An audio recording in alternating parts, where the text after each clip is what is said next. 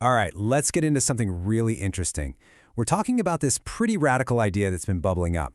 What if you could take your whole high-performance PC, I'm talking your gaming rig, your workstation, all of it, and run it not from a box on your desk, but from a server you have tucked away somewhere in your house? I mean, just think about that for a second. It's a wild question, right? For decades, a computer has been this physical thing that we buy and upgrade and eventually have to replace.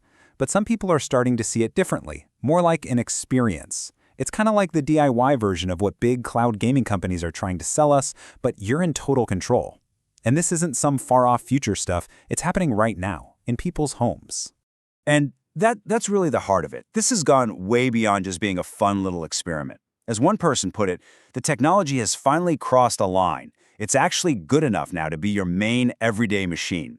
That is a huge claim, and it's kicking off a massive debate about what the future of personal computing is going to look like. So how does somebody even get started on this path? Well, it usually begins as one of those late-night projects. Someone gets curious, they spin up a virtual machine on their server, they figure out how to pass a graphics card through to it, and then, boom, it just works.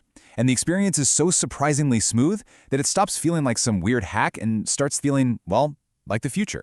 Now, for anyone who's not familiar, a virtual machine, or a VM, is basically a computer inside of a computer. It's a totally self-contained digital world that thinks it's its own machine with its own hardware and everything, even though it's really just a clever piece of software running on a bigger, more powerful server. And here's where it gets really cool. That distinction between the real computer and the virtual one, it just starts to fade away. When you can sit down with a lightweight little laptop and stream a full-blown, high-powered Windows desktop from your server with almost zero lag, your whole idea of what a computer is starts to get blurry. It's not about the box anymore, it's about the experience you're having on the screen in front of you. And you have to understand, this isn't just a passing phase for some people. They didn't just try this out for a weekend. They've gone all in. We're talking about folks who have been running their main gaming rigs and their primary work computers as virtual machines for years. For them, this isn't just dabbling. It's a whole new way of living with technology. And their setups are absolutely serious. They're dedicating high-end graphics cards, like the big RTX cards, directly to their virtual machines. This gives the VM exclusive access to all that raw power. They might be running Windows for gaming right next to macOS for work, both on the same physical server, and streaming it all with such low latency that a simple MacBook Air suddenly feels like a beast of a machine. And this is the dream. This is what it's all about. Think about upgrading a traditional PC. It's a huge pain, right? You're reinstalling the OS, re-downloading all your games and apps. But in this virtualized world, you just move the VM over to the new hardware, maybe tweak a couple of settings, and you're done. Your computer, all your files, your apps, your personal setup, is totally separate from the physical metal it's running on. But you knew there was a but coming, right? Of course, it's not all sunshine and rainbows. For every amazing success story, there's this quiet acknowledgement of all the hidden problems. This setup is incredibly powerful, yes, but it comes with a pretty long list of challenges that can stop a project dead in its tracks. First up, the technical hurdles. The key piece of magic that makes all this work is called GPU passthrough. That's how you give the virtual machine direct control over the graphics card. But man, it is notoriously finicky. You need very specific, compatible hardware, and getting it all configured can be an incredibly complex nightmare. As one user said, without it working perfectly, the performance is just terrible. This is definitely not a plug-and-play situation. And okay, let's say you conquer the hardware, you get it all working, then you slam into another wall. Software.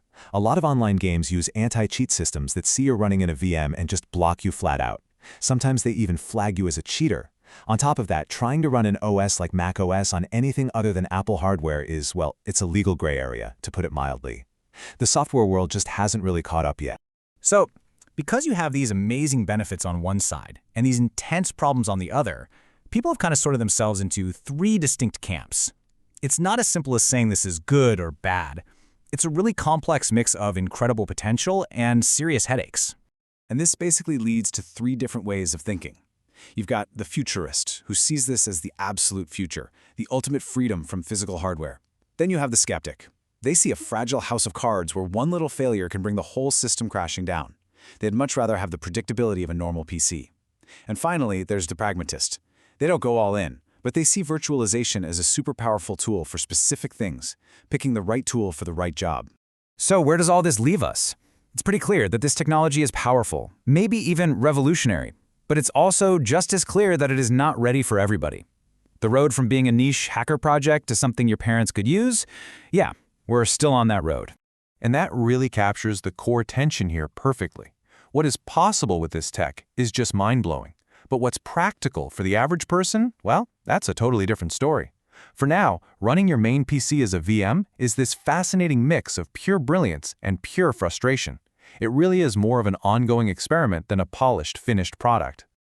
You know, if there's just one thing you take away from all this, it should be this. This whole movement is about way more than just a clever technical setup. It really represents a fundamental shift in how we think about our machines. It forces us to ask the question, what even is a computer anymore? So the last question is really for you to think about. Is your computer a physical machine that you own and have to maintain, or is it becoming more of an abstract experience, a sort of persistent digital self that can follow you from screen to screen wherever you go? The answer to that question might just define what the next decade of computing looks like for all of us.